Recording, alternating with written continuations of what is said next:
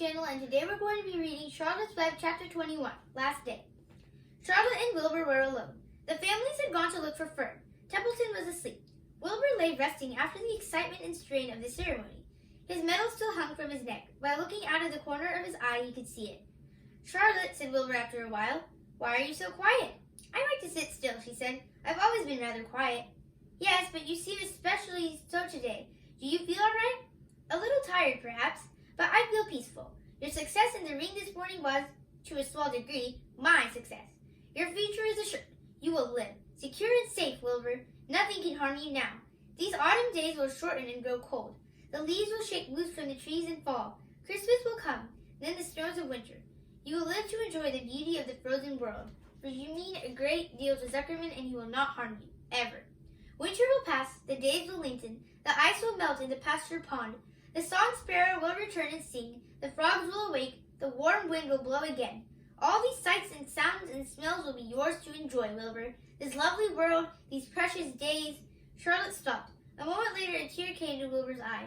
"Oh, Charlotte," he said, "to think that when I first met you I thought you were cruel and bloodthirsty." When he recovered from his emotion, he spoke again. "Why did you do all this for me?" he asked. "I don't deserve it. I've never done anything for you." "You have been my friend," replied Charlotte. "That in itself is a tremendous thing. I wove my web for you because I liked you. After all, what's a life anyway? We are born, we live a little while, we die. A spider's life can't help being something of a mess, with all this trapping and eating flies.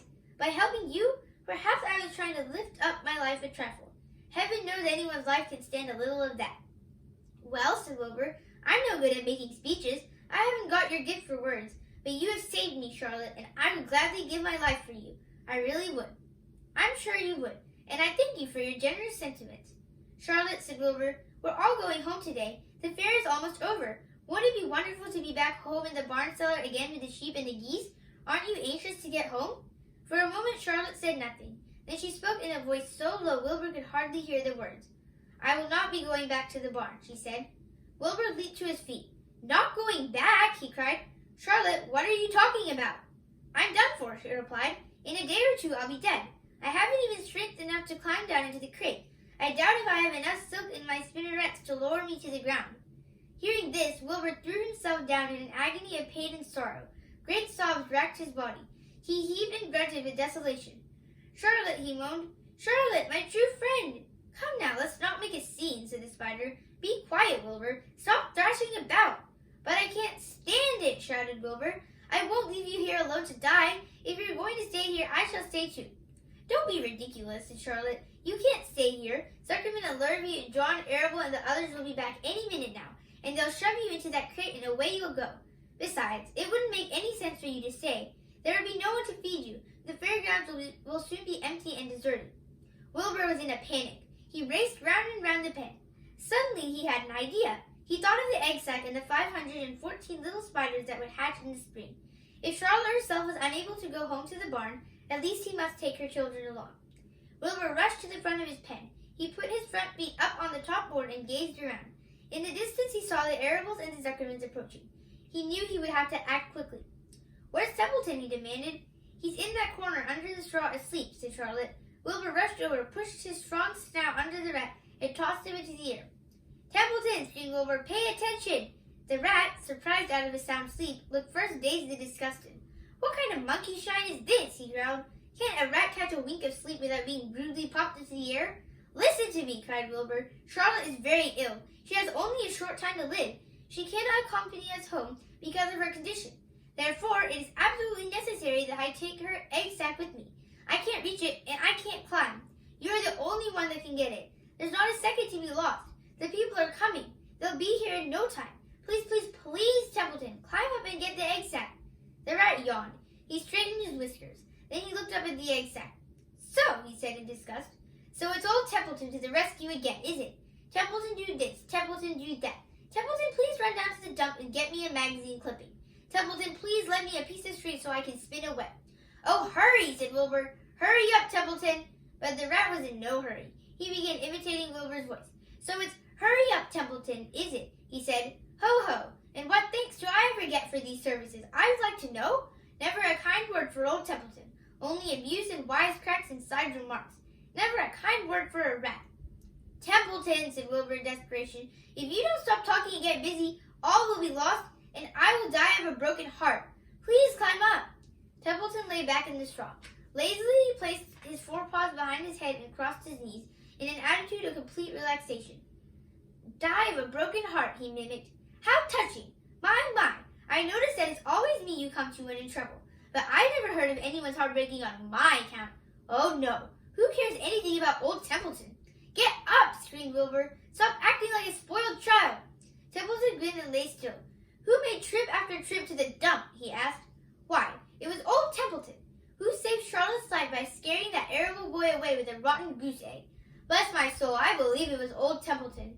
Who bit your tail and got you back on your feet this morning after you had fainted in front of the crowd? Old Templeton. Has it ever occurred to you that I'm sick of running errands and doing favors? What do you think I am, anyway? A rat of all work? Wilbur was desperate. The people were coming, and the rat was failing him. Suddenly he remembered Templeton's fondness for food. Templeton, he said, I will make you a solemn promise. Get Charlotte's egg sack for me, and from now on I will let you eat first. What Lurvy slops me. I will let you have your choice of everything in the trough, and I won't touch a thing until you're through. The rat sat up. You mean that? He said. I promise. I cross my heart. All right, it's a deal, said the rat. He walked to the wall and started to climb. His stomach was still swollen from last night's gorge. Groaning and complaining, he pulled himself slowly to the ceiling. He crept along till he reached the egg sack. Charlotte moved aside for him. She was dying, but she still had strength enough to move a little. Then Templeton bared his long, ugly teeth and began snipping the threads that fastened the sack to the ceiling. Wilbur watched from below. Use extreme care, he said. I don't want a single one of those eggs harmed. Tits, tough ticks in my mouth, complained the rat. It's worse than caramel candy. But Templeton worked away at the job and managed to cut the sack adrift and carry it to the ground, where he dropped it in front of Wilbur. Wilbur heaved a great sigh of relief. Thank you, Templeton, he said. I will never forget this as long as I live. Neither will I, said the rat, picking his teeth. I feel as though I'd eaten a spool of thread. Well, home we go. Templeton crept into the crate and buried himself in the straw. He got out of sight just in time. Lurvy and John Arable and Mr. Zuckerman came along at that moment, followed by Mrs. Arable and Mrs. Zuckerman and Avery and Fern. Wilbur had already decided how he would carry the egg sack. There was only one way possible. He carefully took the little bundle in his mouth and held it there on top of his tongue. He remembered what Charlotte had told him, that the sack was waterproof and strong. It felt funny on his tongue and made him drool a bit, and of course he couldn't say anything. But as he was being shoved into the crate, he looked up at Charlotte and gave her a wink. She knew he was saying goodbye in the only way he could, and she knew her children were safe. Goodbye, she whispered, and she summoned all her strength and waved one of her front legs at him. She never moved again. Next day, as the Ferris wheel was being taken apart and the race horses were being loaded into vans and the entertainers were packing up their belongings and driving away in their trailers, Charlotte died. The fairgrounds were soon deserted. The sheds and buildings were empty and forlorn. The infield was littered with bottles and trash. Nobody, of the hundreds of people that had visited the fair, knew that a gray spider had played the most important part of all. No one was with her when she died. Thanks for watching. Make sure to like and subscribe.